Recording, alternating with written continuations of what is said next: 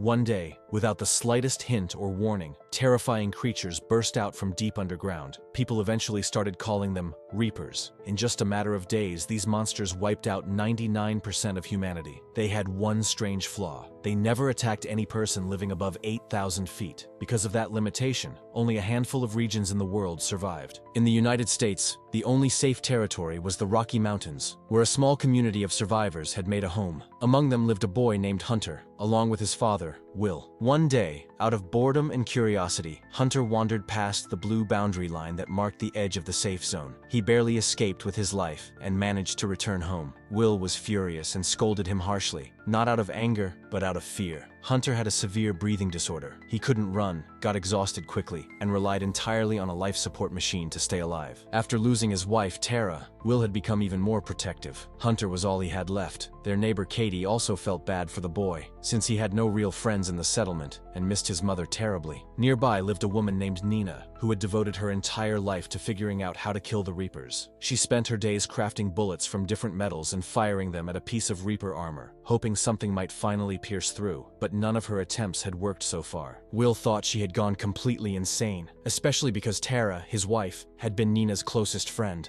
Both of them had gone on a dangerous mission together, and only Nina returned. Deep down, Will blamed Nina for Tara's death. One night, Hunter's condition suddenly worsened, and Will struggled desperately to stabilize him. That was when he realized that their supply of medicine was nearly finished. The next morning, on Hunter's birthday, Will went to a tiny store and bought some overpriced macaroni, since food had become extremely expensive. Hunter asked why he never turned on the radio, and Will explained that their electricity was extremely limited, and whatever power they had needed to be saved for Hunter's life support machine. He then told Hunter that the machine's filters were about to expire. The only place to get new ones was the small town down in the valley, the same valley where the Reapers freely roamed. Later, Katie came to visit, and she and Will talked about the old days, remembering what life was like before the Reapers showed up. That night, Hunter fell sick again, and Will finally accepted that he had no choice left. He had to go down the mountain. The next morning, Will visited Nina and told her that he was heading to the town the following day no matter what, because without those filters, Hunter wouldn't survive. Nina warned him that Reapers often hunted along the lower trails. Will then shared his plan with her. He would reach the town by traveling through an old mine inside the mountain. Nina reminded him that the Reapers had first crawled up from beneath the earth, which meant the mines might actually be their nesting grounds. But Will argued that the mine was the fastest route, and that he knew every corner of it. He asked Nina to come along, but she declined. After he left, Nina stood silently, staring at the pirate flag she had kept for years, a flag she promised herself she would raise the day she finally discovered how to destroy the Reapers. The next morning, Will stopped by a weapons shop and purchased a rifle along with a handful of grenades. They weren't strong enough to kill a Reaper, but at least they could slow one down. Shortly after, Katie showed up and insisted on accompanying him. Will tried to talk her out of it, but she wouldn't listen. When Nina saw Katie ready to join, she became irritated. She told Katie she wouldn't survive even a moment against a Reaper, especially since she had never encountered one closely before. Nina repeated her warning that this mission was practically a death sentence. Will then revealed the full plan. They would head to an old ski slope on the mountain, use the lift to descend, and from there take the trail that connected directly into the mine. In the end, Nina decided to come along too, because she needed to reach a laboratory further down the mountain, a lab that had chemical ingredients essential for her experiments. Before long, the group arrived at the point where the safe zone officially ended. They moved onward, walking past abandoned and wrecked vehicles scattered across the road. From the ruins, they gathered extra weapons and supplies. Katie even found a grenade launcher, and Nina picked up a chunk of Reaper armor. As they continued, they spotted wild horses roaming freely across the land, now unaffected by human presence. Eventually, they arrived at the ski resort. The safe zone high above them was visible, but Nina warned that climbing back up would be extremely difficult. A Reaper was already guarding the area.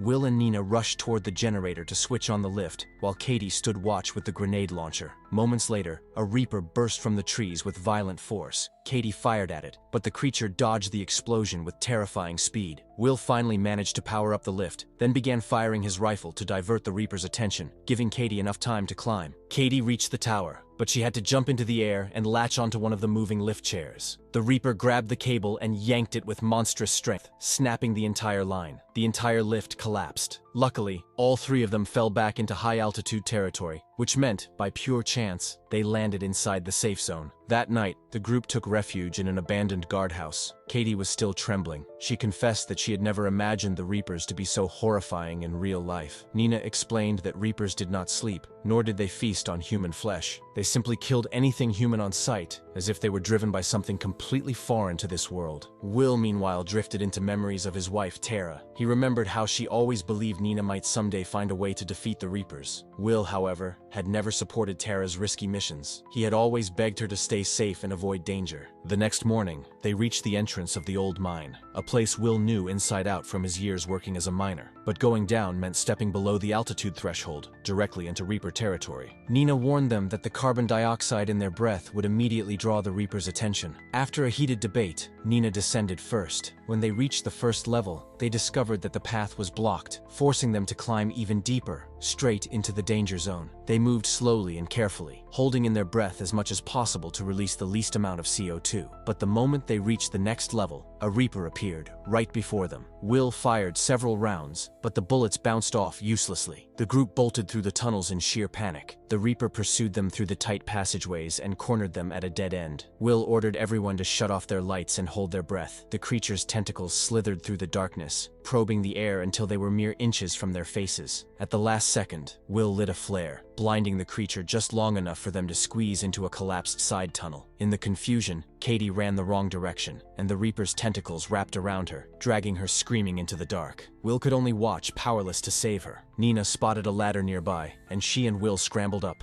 narrowly escaping the creature's reach. Eventually, they managed to exit the mine and climb high enough to re-enter the safe zone. Along the trail, they discovered an abandoned pickup truck and decided to use it for the remainder of their journey. Before evening, they stopped at an old deserted house and found some food and basic supplies. While eating, they remembered Katie, and Will blamed himself for bringing her into the mine. Nina comforted him, reminding him that Katie had made her own choice, and her death was not his fault. Nina then revealed her plan. She needed to return to her laboratory to retrieve magnesium. She believed that if she could create a magnesium-based bullet, it might burn through a Reaper's armor from the inside and kill it outright. Will became frustrated, insisting that it was yet another untested theory, and that these theories had already cost Tara and many others their lives. The next morning, they reached the building where the oxygen filters were stored. In an operating room upstairs, Will finally found the supplies he desperately needed. But at that same moment, a Reaper entered the building. They ran, but the Reaper caught Will. Nina grabbed a fire axe and swung with all her strength, severing one of its tentacles and enraging it further. The two rushed back into the operating room. Will yelled for Nina to escape, then fired at the gas canisters, causing an explosion that blasted the Reaper out the window. Will told Nina he needed to return to his son immediately, but she begged him to help her finish the bullet, believing it was humanity's only chance. Will reluctantly agreed, and they went back to her laboratory. Nina immediately got to work while Will kept watch. During this time, he noticed a family photo and realized that Nina had lost her entire family in the Reaper attacks. She had survived only because she had been on duty that day. Soon, Nina realized the magnesium bullet would take longer to perfect than she expected. She urged Will to return to his son, warning that Hunter didn't have much time left without the filters. Will reluctantly took the truck and drove off. Back at the lab, Nina continued working. She then noticed a power cell on the table, and suddenly a new idea struck her. Cobalt would produce a far more powerful reaction than magnesium. She immediately forged a cobalt bullet, but just as she finished it, a Reaper attacked her. Meanwhile, Will was racing down the road when a tire burst. The truck flipped and crashed. Injured and panicking, he dragged himself out and ran toward the safe zone. A Reaper charged after him. With no way out, Will fired his last bullets desperately. Suddenly, a loud shot echoed, and the Reaper detonated from the inside. Nina had arrived just in time. She fired another cobalt round, and the second shot blew the creature apart. Her invention worked. The two returned to camp, where Hunter ran to his father and hugged him tightly. Nina raised her pirate flag high, the symbol she had vowed to display the day she found a way to kill a Reaper. Soon, they began broadcasting instructions across the radio, explaining how to craft the cobalt bullets. Hunting teams formed all across the mountain range. One by one, the Reapers were hunted down, ambushed, and destroyed. And with that, their story reached its end. If you like this video, please subscribe to this channel.